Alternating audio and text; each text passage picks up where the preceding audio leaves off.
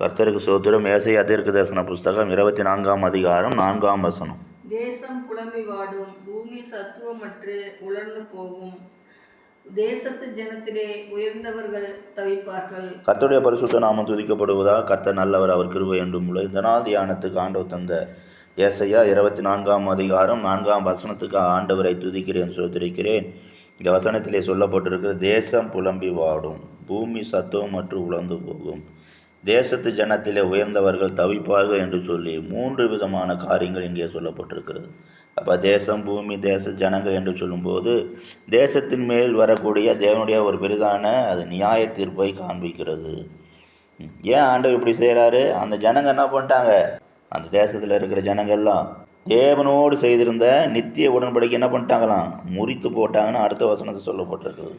அதோடு கூட ஆண்டவர் அந்த நாட்கள் அவங்களுக்கு தந்திருந்த பழைய ஏற்பாட்டு காலத்தில் தந்திருந்த பிரமாணங்களை, நியாய பிரமாணங்களை மீறிட்டாங்க. நியாய பிரமாணங்களை மீறிட்டாங்க. அவரோடு, ஆண்டவரோடு உள்ள ஐக்கியதையிலிருந்து என்ன பண்ணிட்டாங்க? அவங்க பிரிந்து போயிட்டாங்க, முறித்து விட்டார்கள். அதனால் ஆண்டவர் என்ன பண்ணுறாரு?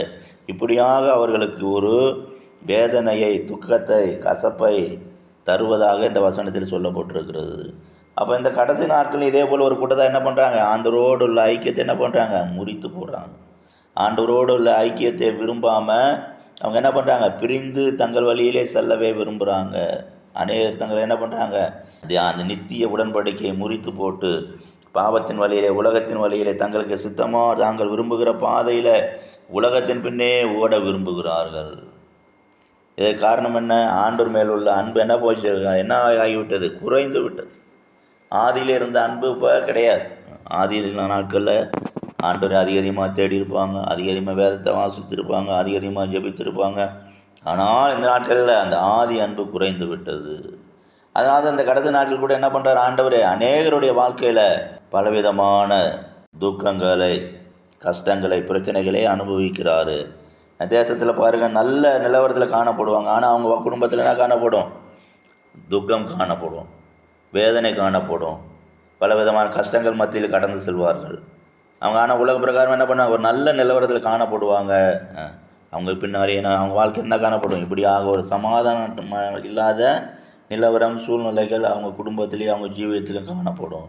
இதற்கெல்லாம் காரணம் என்ன? அவங்க ஆண்டவரோடு செய்திருந்த அந்த நித்திய ராஜ்யத்துக்குள் பிரவேசிப்பதற்கு தகுதிப்படுத்தப்பட்டிருந்த அவங்க என்ன பண்ணிட்டாங்க? அந்த நித்திய ராஜ்யத்தில் பிரவேசிக்காதபடி தேவனோடு உள்ள ஐக்கியத்தை என்ன பண்ணிட்டாங்க?